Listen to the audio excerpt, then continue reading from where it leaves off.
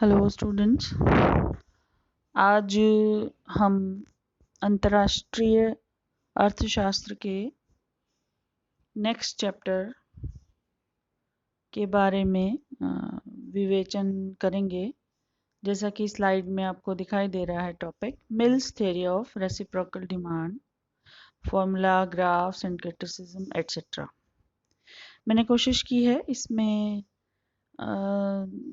जितना भी मैटर हो सकता है उसको डालने की, लेकिन फिर भी जब आपके पास बुक अरेंज हो जाए तो जब आपका ये पढ़ा हुआ होगा तो नोट्स भी इजीली बन जाएंगे।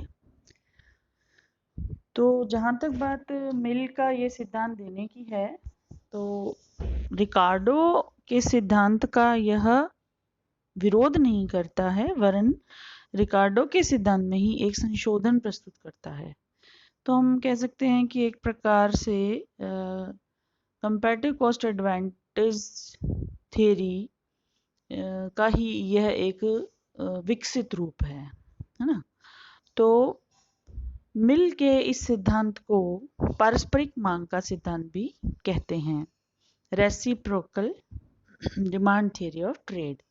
यानी कोई देश अंतर्राष्ट्रीय व्यापार में जब संलग्न होता है तो निर्यात करता है, यानी कुछ वस्तुएं बाहर भेजता है, बदले में उस देश से वह आयात करता है, यानी उन वस्तुओं के बदले में कुछ वस्तुएं या उतने ही मूल्य की वस्तुएं अपने देश में मंगाता है। तो अपने निर्यातों को करने की इच्छा कितने आयातों के बदले में, यही उसकी रेसिप्रोकल डिमांड कहलाती है। तो जॉन स्टुअर्ट मिल इनका पूरा नाम था और इन्होंने 1948 में इनकी एक बुक प्रकाशित हुई थी जिसका नाम था प्रिंसिपल्स ऑफ पॉलिटिकल इकोनॉमी। तो आप कॉपी पेन लेके बैठते ही हैं, तो जो चीज़ मान लीजिए आपको स्लाइड में नहीं मिल रही है तो आप वो चीज़ नोट करते जाएं। जॉन स्टुअर्ट मिल ने 1948 में प्रकाशित अपनी पुस्तक प्रिंसिपल्स ऑफ पॉलिटिकल इकोनॉमी में अपने सिद्धांत को प्रस्तुत किया, जिसे equation of international demand theory भी कहते हैं। दूसरा नाम है इसका equation of international demand theory. Mill के सिद्धांत का महत्व इसलिए भी है क्योंकि रिकार्डो ने एक प्रश्न अनुत्तरित छोड़ दिया था कि जब दो देश ट्रेड में संलग्न हो जाएंगे तो दोनों के मध्य टर्म्स ऑफ ट्रेड, जिसको हम व्यापार की शर्तें कहते हैं, उनका निर्धारण कैसे होगा। यानी कि कौन सा देश किस वस्तु को किस विनिमय दर पर आयात और निर्यात के लिए सहमत होगा। तो जेस मिल ने रिकार्डो के इस कमी को दूर करते हुए, यानी तुलनात्मक लागत सिद्धांत की इस कमी को दूर करते हुए इसी थ्योरी को व्यापार की संतुलन शर्तों के लिए निर्धारित करने हेतु प्रस्तुत किया। Ricardo theory of comparative cost advantage देशों के बीच, यानी दो देशों के बीच तुलनात्मक लागत अंतर को निर्धारित करती है, जिसके बीच अंतर्राष्ट्रीय व्यापार लाभप्रद रूप से हो सकते हैं। लेकिन रिकार्डो का सिद्धांत यह नहीं बताता कि किन सीमाओं के भीतर कौन सी एरिया निर्धारित हो जाएगी विनिमय दरों की, जिस पर दोनों देश सहमत हो जाएंगे। इसी को हम अंतर्राष्ट्रीय व्यापार की भाषा में व्यापार की शर्तें, टर्म्स ऑफ ट्रेड या टीओटीज जिनको शॉर्ट में लिख के बुलाते हैं, कहते हैं। तो मिल ने, हम ये कह सकते हैं कि रिकार्डो की इस सिद्धांत के इस लैक्यूना यानी कमी को दूर करने का प्रयास किया। मिल के एक कोटेशन भी आपको स्लाइड में दे रखा है। अकॉर्डिंग टू मिल, जिस अनुपात में दो देशों के बीच वस्तुओं का लेन देन होता है वह दूसरे देश के उत्पाद की मांग या पारस्परिक मांग की मजबूती और लोच, यानी कि मांग की स्ट्रेंथ और उसकी इलास्टिसिटी पर निर्भर करता है। पारस्परिक मांग के अनुसार मिल का मतलब निर्यात की वह मात्रा है जो एक देश व्यापार की विभिन्न शर्तों पर पेश करेगा आयात की अलग अलग मात्राओं के बदले में।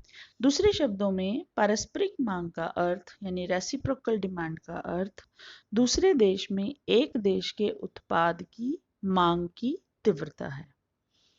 तो मेरे ख्याल से आपको समझ आ गया होगा। बहुत साधारण शब्दों में आपको मैं समझाऊं तो इतना ही है कि दो देशों के मध्य जब व्यापार प्रारंभ हो जाता है तो दोनों के व्यापार के लिए सहमत होने की बहुत सारी टर्म्स ऑफ ट्रेड हो सकती हैं, विनिमय दरें हो सकती हैं। किस पर वो राजी हो जाएगा एक देश, मान लीजिए दो देश हैं ए और बी, तो ए जो है वो कब कब किस किस विनिमय दर पर कितने निर्यात की मात्रा प्रस्तुत करने को तैयार है बदले में आयात होने वाली मात्राओं के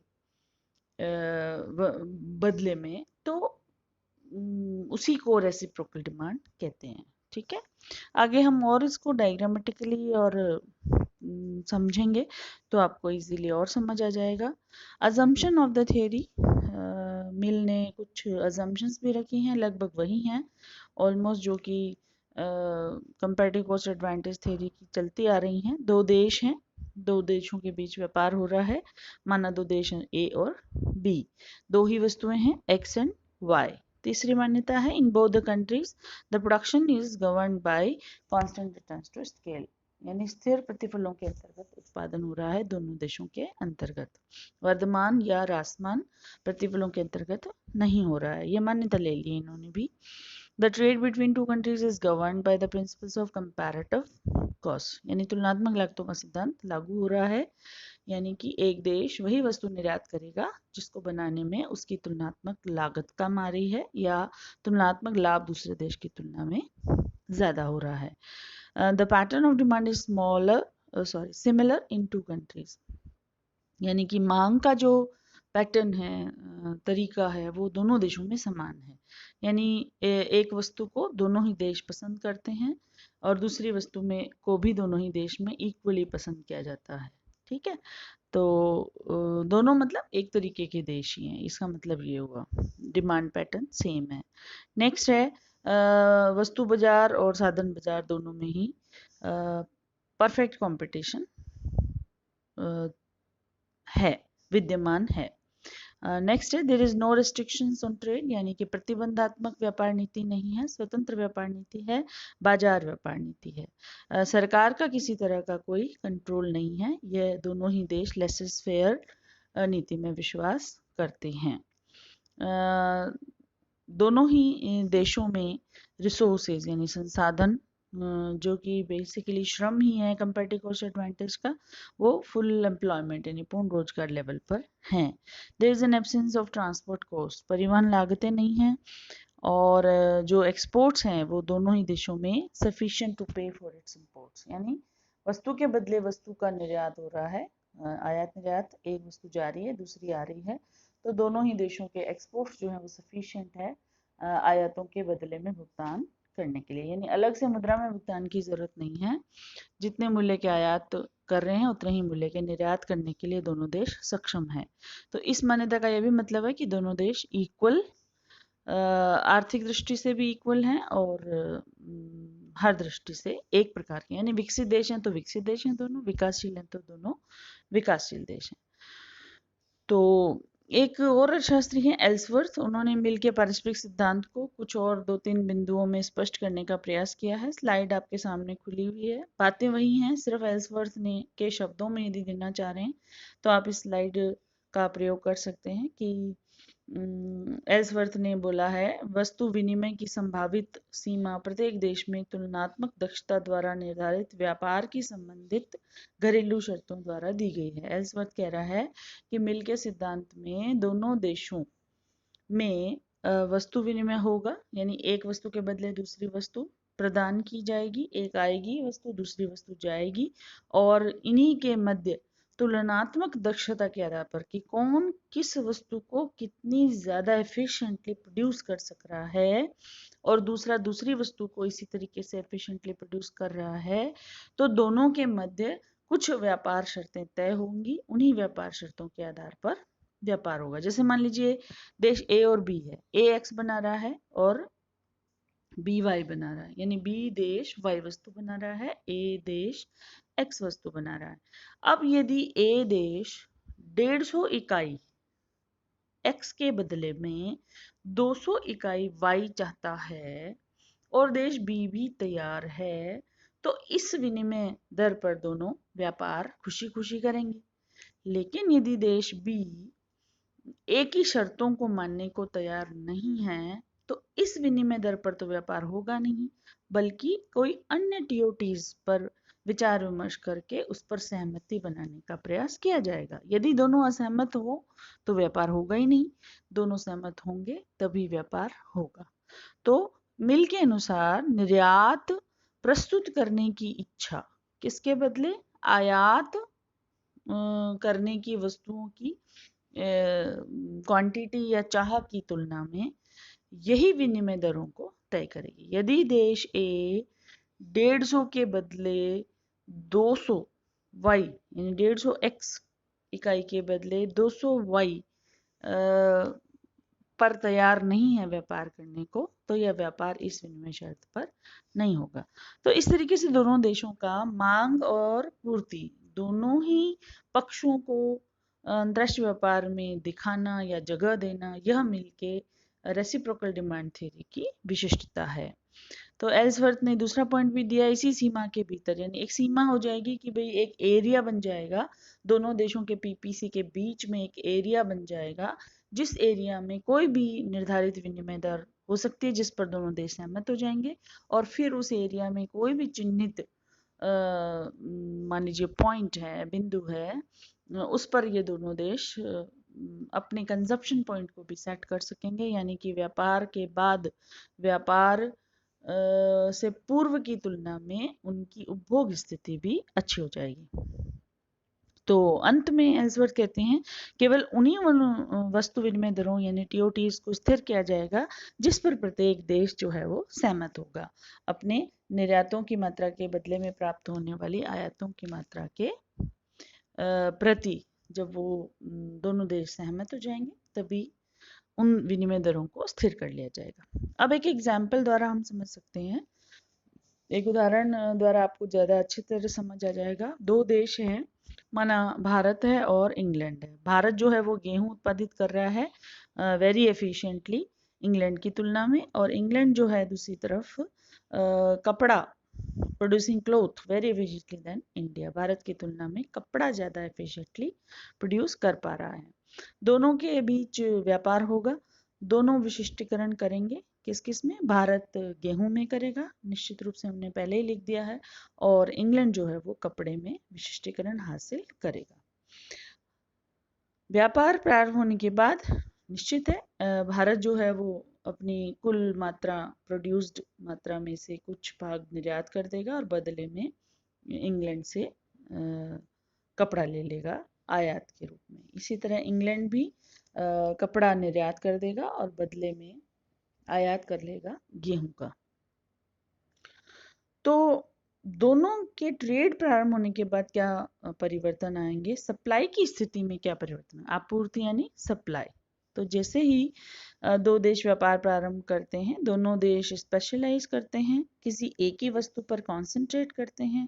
अब उन्हें दूसरी वस्तु उत्पादित करने और अपने संसाधनों को उसमें जोड़ने की जरूरत नहीं पड़ती है, यानी दूसरी वस्तु में लगे हुए संसाधन भी अब पहली वस्तु की तरफ शिफ्ट किए जा सकते हैं, जिससे कि उसकी जो है विशेषज्ञता एक ही वस्तु में बढ़ती है, ध्यान एक ही वस्तु में लगता है।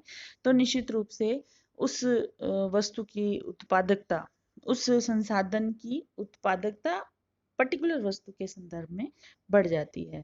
यानी अगर भारत गेहूं बनाएगा और कपड़ा नहीं बनाएगा, तो उसके श्रम की विशेषज्ञता गेहूं उत्पादन में बढ़ जाएगी। तो इस तरीके से दोनों के मध्य व्यापार के बाद जो सप्लाई है वो पर्टिकुलर एक देश की ज्यादा बढ़ जाएगी, बजाय व्यापार पूर्व स्थिति के कि जब दोनों देश दोनों वस्तु उत्पादित कर रहे थे और अपने कुछ संसाधनों को उस वस्तु के उत्पादन में भी लगा रहे थे जिसमें वो ज्यादा एफिशिएंट नहीं था। मांग की कंडीशन में क्या परिवर्तन आएगा व्यापार के बाद? वो भी आपके सामने स्लाइड में नंबर 2 पॉइंट में लिखा हुआ है कि व्यापार परिवर्तन की वस्तु विनिमय की सीमा न केवल निर्यातक देश में बढ़े हुए उत्पादन पर निर्भर करती है, बल्कि इसके निर्यात के संदर्भ में आयात की मांग की देश की लोच पर भी निर्भर करती है। इसको सिंपल शब्दों में समझा देती हूँ मैं कि मांग जो है किसी भी वस्तु की किसी भी दूसरे देश के संदर्भ में, वह उस देश के निवासियों की मांग की लोच पर निर्भर करती है। अब एक सिंपल उदाहरण है, जैसे कच्चे तेल का। हम एक विकसित कंट्री बनने की चाह में विकास की दौड़ में दौड़ रहे हैं, और हमें पेट्रोल, डीजल और ये सब ज़्यादा चीज़ें चाहिए, कच्चा तेल ज़्यादा चाहिए। तो हमारे सामने जो देश है, मान लीजिए ईरान है, या ठीक है भौगोलिक रूप से हमसे छोटा है, लेकिन वो मान लेते हैं कि हमारे साथ मित्र राष्ट्र और हमारे साथ व्यापार प्रारंभ करता है, तो हम बदले में उसे कोई वस्तु भेजेंगे। तो मान लीजिए कोई वस्तु गेहूं भेज रहे हैं, या कोई और दालें और तिलहन भेज रहे हैं बदले में। तो अब हमारे देश में पेट्रोल की मांग की लोच यदि तीव्र है ईरान की मांग की लोच की तुलना में जो उसकी गेहूं के लिए है, तो निश्चित रूप से क्या होगा कि हम जो हैं वो उसकी वस्तु मंगाने में ज़्यादा इंटरेस्टेड होंगे। यदि मान लीजिए ईरान उस वस्तु की थोड़ी सी भी प्राइस कम कर देता है और हमारी मांग की लोच उसके प्रति तीव्र है, तो हमारी जो मांग है उस वस्तु के लिए एकदम से बढ़ जाएगी, है ना। तो ये मांग की लोच का चैप्टर तो आप माइक्रो में प्रीवियस में पढ़ ही चुके हो। तीव्र मांग यानी E is equal to one, E is greater than one और E is less than one का क्या मतलब होता है, ये आपको पता ही है अच्छे से। अभी इस चैप्टर में इसमें अलग से समझाने की मुझे आवश्यकता नहीं है। तो इस तरीके से मांग की लोच पर डिपेंड करेगा व्यापार के बाद कि मांग के बारे में, मांग की क्या कंडीशन दोनों देशों में परिवर्तित होने वाली है। ठीक है, तो इसमें कुछ एग्जाम्पल दिए हैं, जैसे यदि भारत के अपने गेहूं के संदर्भ में इंग्लैंड के कपड़े की मांग की लोच अधिक लोचदार है, तो व्यापार की जो टीओटीज हैं वो गेहूं के संदर्भ में कपड़े की कीमत में गिरावट से अधिक भारत के पक्ष में बदल जाएंगी। यानी कि यदि हमारे गेहूं की मांग की लोच जो है वो विदेश में ज़्यादा है और हमारी कपड़े की जो मांग की लोच है वो उसकी तुलना में कम है, तो व्यापार के बाद जो है हम ज़्यादा अच्छी स्थिति में रहेंगे, ज़्यादा बार्गेनिंग वाली स्थिति में रहेंगे और टीओटीज हमारे पक्ष में हो जाएंगी। अब मांग की लोच कैसे निकालते हैं रेसिप्रोकल डिमांड में? वो आपका एक फॉर्मूला दिया हुआ है। फॉर्मूला आप ये पढ़ लेना, स्लाइड में दिया हुआ है। यदि सवाल में छोटे क्वेश्चन में ऑफर कर्व की मांग की लोच निकालनी आए, तो यही फॉर्मूला आपके काम आने वाला है। और इसमें जैसा कि लिखा हुआ है E P is equal to, या ऑफर कर्व की मांग की लोच ई मान लीजिए, तो इज इक्वल टू किसके बराबर होगी? परसेंटेज चेंज इन इम्पोर्ट्स बटा, अब बटा के नीचे ब्रैकेट में दो और चीजें हैं जो खुद भाग में हैं। पहली है percentage change in price of exports बटा percentage change in price of imports. ठीक है, इसको किस तरीके से फॉर्मूले में लिखा हुआ है वो आपके सामने फिर से लिखा हुआ है। E is equal to percentage delta M बटा, अब जो नीचे वाली दोनों चीजें हैं वो फिर से भाग में है, परसेंटेज डेल्टा पी एक्स बटा percentage change in delta P M. इनका एलेबोरेशन नीचे लिखा हुआ है। ई का मतलब elasticity of reciprocal demand, delta M is equal to change in quantity of imports, आयातों की मात्रा में परिवर्तन। जहां एम लिखा हुआ है वो मात्रा का प्रतीक है, जब जहां पी एक्स पी एम लिखा हुआ है वो एक्सपोर्ट की कीमत और इंपोर्ट्स की कीमत का प्रतीक है। इस प्रकार से मांग की लोच जो ऑफर कर्व की है, रेसिप्रोकल डिमांड कर्व की है, वो ज्ञात की जा सकती है। आगे लिखा हुआ है ई इफ, यदि ई इज ग्रेटर देन वन है तो संबंधित देश के लिए टीओटीज अनुकूल होंगी, न प्रतिकूल होगी, न ज्यादा अच्छी होगी, बल्कि बैलेंस रहेंगी और इसका लाभ होगा, बड़ा होगा। यदि E is great less than one है तो संबंधित देश के लिए टीओटीज और लाभ का हिस्सा अपेक्षाकृत कम आएगा। जैसे मान लीजिए 100 कोई 100 रुपए के बराबर कोई दो देशों में व्यापार हो रहा है और एक देश ए की ऑफर कर की जो मांग की लोच है वो लेस देन वन आ रही है, तो उस देश को मान लीजिए 40% लाभ होगा उन 100 में से और 60% लाभ देश बी को होगा, इस तरीके से। उसके बाद यदि E इज इक्वल टू 1 है तो व्यापार से लाभ दोनों देशों के बीच समान रूप से वितरित किया जाएगा। तो ये तीनों चीजें दे रखी हैं। नेक्स्ट है कि ऑफर कर की मदद से व्यापार की शर्तों का संतुलन का निर्धारण किया जा सकता है। यानी हम कह सकते हैं कि मिल के सिद्धांत का रेखा चित्रीय विश्लेषण पार्ट में हम एंटर कर रहे हैं और नेक्स्ट स्लाइड में आपको ऑफर कर का रेखा चित्र भी मिलेगा। ओसी है क्या? ओसी यानी ऑफर कर, व्यापार की शर्तों के संतुलन का निर्धारण प्रस्ताव वक्र ओसी ऑफर कर कहलाता है। मार्शल द्वारा विकसित यह एक टेक्निक है जो ज्योमेट्रिकल टेक्निक है। ओसी एक विशिष्ट मांग वक्र है क्योंकि यह किसी अन्य वस्तु यानी निर्यात ब्रैकेट में दिया हुआ है कि आपूर्ति यानी सप्लाई के संदर्भ में एक वस्तु आयात ब्रैकेट में उसका निर्यात का उल्टा आ गया की मांग को दर्शाता है। सिंपल शब्दों में एक देश अपने निर्यातों को प्रस्तुत करता है किसके बदले में? आयातों की क्वांटिटी के बदले में। तो इसी को ओसी कहते हैं। यानी इसमें मांग पक्ष भी दिखता है उस देश का और उस देश का पूर्ति पक्ष भी दिखता है। तो अब हम जो ओसी बनाने जा रहे हैं नेक्स्ट स्लाइड में, उसमें एग्जाम्पल जो हमने सेट किया है वही दो देश हैं, भारत और इंग्लैंड। भारत केवल गेहूं का और इंग्लैंड केवल कपड़े का उत्पादन करता है। ओ आई जो है वो क्रमशः भारत का ऑफर कर है और इंग्लैंड का ओ ई ऑफर कर, या कोई भी आप संकेत दे सकते हो।